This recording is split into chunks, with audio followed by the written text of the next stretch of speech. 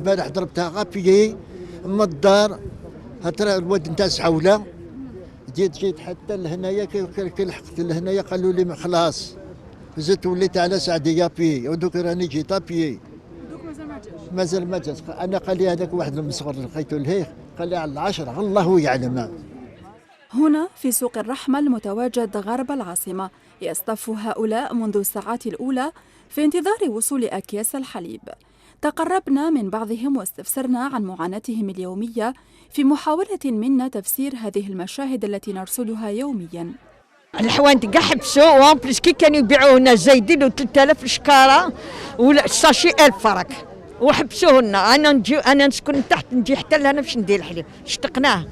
فوالا اني نجي لهنا عندي اليوم 3 ايام وكاين الحمد لله. اليوم يدير روطار، دي فوا يجي على 10، دي فوا على 11، دي فوا على 12، مي كاين الحليب، كاين ميم الحشيه دي فوا نجي نسيبو كاين تمشي لاشان تمشي نورمال يعني صح. ما دوك ما فهمناش، هما قال لك ما راناش نربحوا فيه ما نجيبوش. ساعات كاين اللي يجيبوه يقول لك بوغ لي كليون، جبنا الزيت درنا لاشان ودوق الحليب. علاش هم داروا لنا هكذا ما فهمناش، شكون اللي دار هكذا ما فهمناش. ما يحبوش، كيما انا بنت وليدي مسكينه تحب بزاف الحليب، يكفيو 4. انا درنا الفلان، انا درنا ان ديسير. كنت خدامه وخرجت جيت ندير الحليب، وكل يوم راه يجي كل يوم على كل حال.